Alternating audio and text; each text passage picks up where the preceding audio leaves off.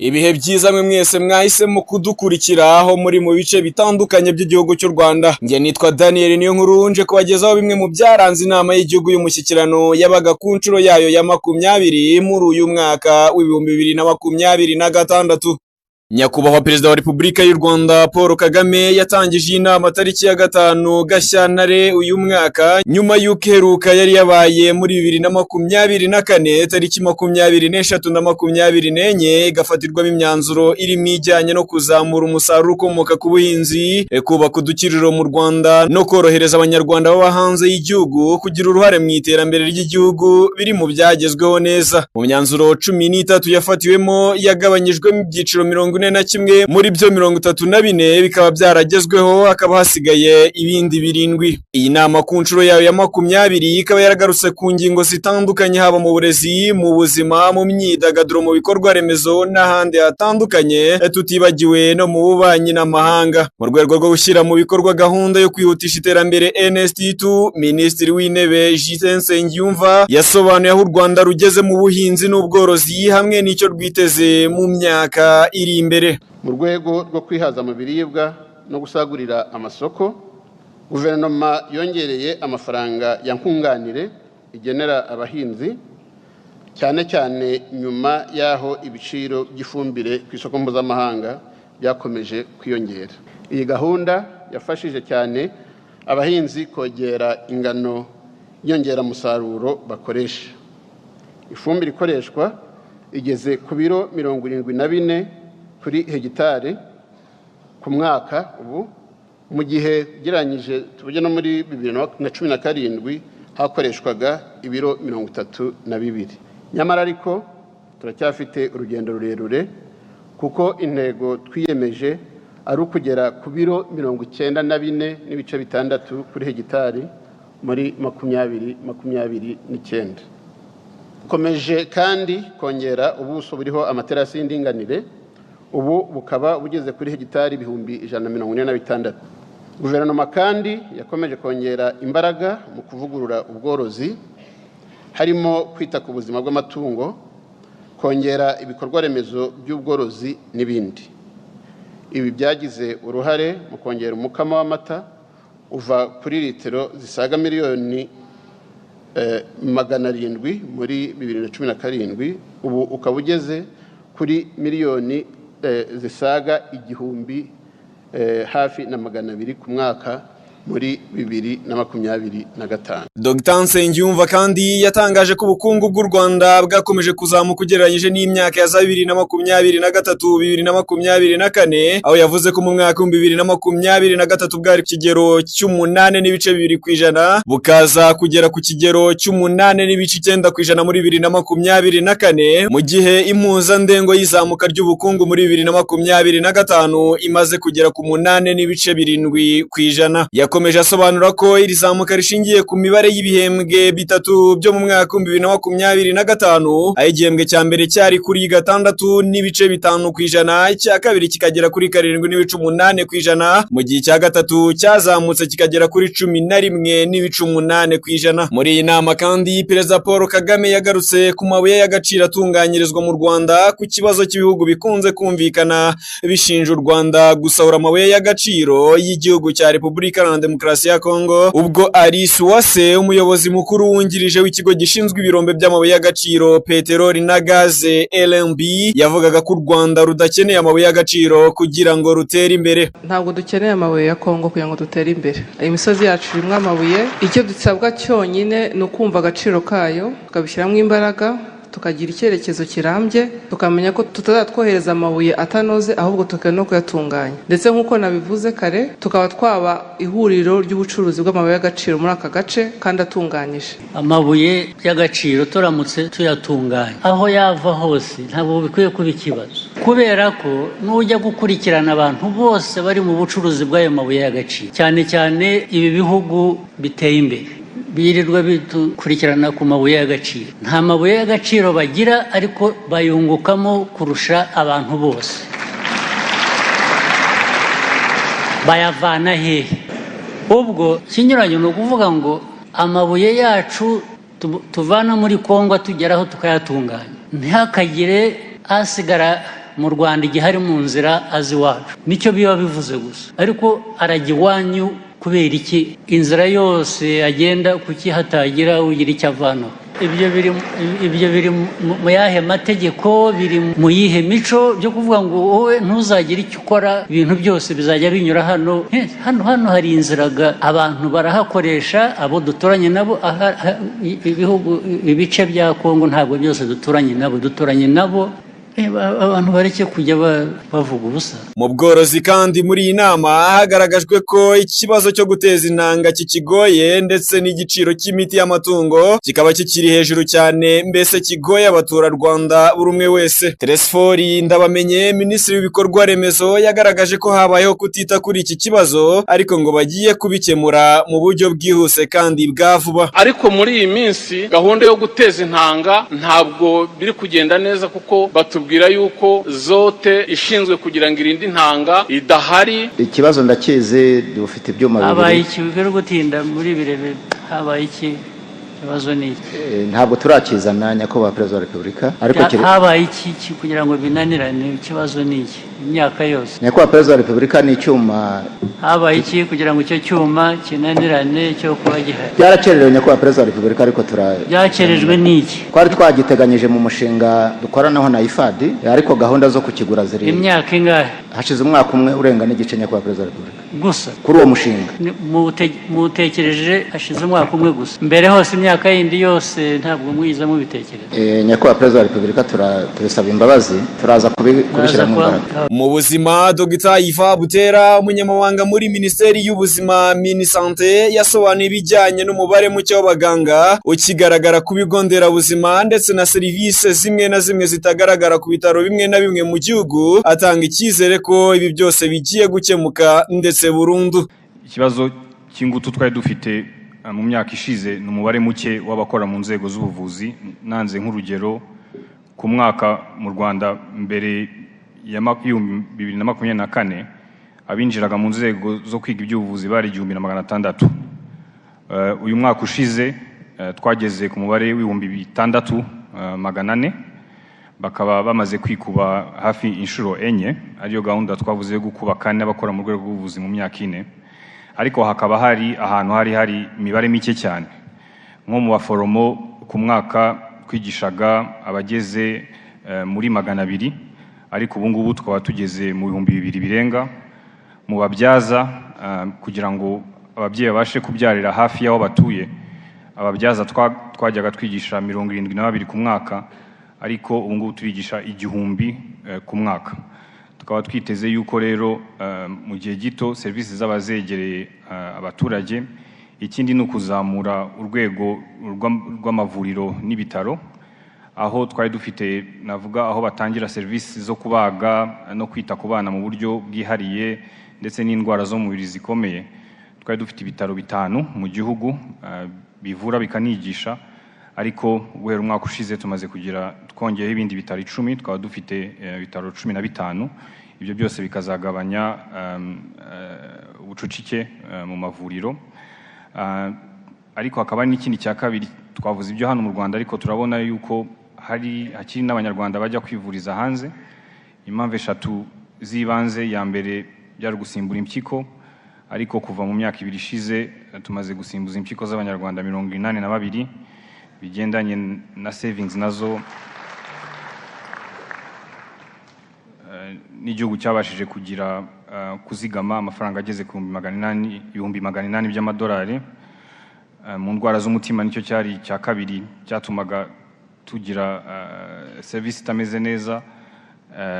Amaze kubagwa abanyarwanda bageze muri 500. Icya gatatu tukirimo turakoraho ni ikigendanye n'indwara za kanseri kuko turabona ko abantu benshi muri no minsi uko abanyarwanda bagenda babaho imyaka myinshi indwara za kanseri ziragenda ziyongera. Ubushobozi bwo kuvura kanseri cyane cyane bukoresha ikoranabuhanga. Icyo twavuga ubu ngubu nuko imashini zabyo zibidufasha yari ikomeye yitwa PET scan yageze mu gihugu ubu ngubu. Hakaba rero harimo harakorwa uruganda rutunganya imiti ikoreshwa iyo mashini. Mu mezi 3 tuzaba twamaze gutangira iyo service. Duhereye rero mu nzego z'ibanze mu mavuriro mato ababyaza abaforomo abaganga tugenda tuzamuka ku gasengero ka service zacu turimo turakora ku buryo service zose zitangirwa hafi y'umuturage kandi ku giciro igiciritse. Mu miturire kandi muri iyi nama cyane cyane mu kubona ibyangombwa byo kubaka abaturage bagaragaje ko harimo ruswa ikakaye bityo ko nabyo byanonosorwa ngo ibyo byangombwa bikaboneka mu buryo bwihuse kandi bworoshye. Dr Akwiye Bernadette Minisitiri w'Ibidukikije na Dr Jimmy Gasore basobanuye ikigiye gukorwa ku kibazo cy'imiturire cyane cyane abantu bubaka inzu ahantu hakwiye guhingwa. Dufite ibishushanyo mbonera by'imikoreshereze y'ubutaka byerekana ubutaka buhingwa n'ubutaka bukwiye guturwaho. Abakoresha ubutaka icyo budakwiye na amakosa ahanwa. Turasaba ababikora kubikosora, ariko natwe dufite gahunda yo gukomeza gusobanurira abanyarwanda icyo ibishushanyo mbonera bivuga ku mikoreshereze y'ubutaka, kandi turakomeza no gukorana n'inzego z'ibanze kugira ngo ibyo bibazo bihari bikemuka. Kiriya kibazo cyo gutunganya amasite, hari amabwiriza yashyizweho asobanura uko site zitunganywa kandi bigakorwa hakoranye n'abatuye aho hose kugira ngo ibikorwa bakeneye by'ibanze bibagereho. Hari na komite kandi zibishinzwe.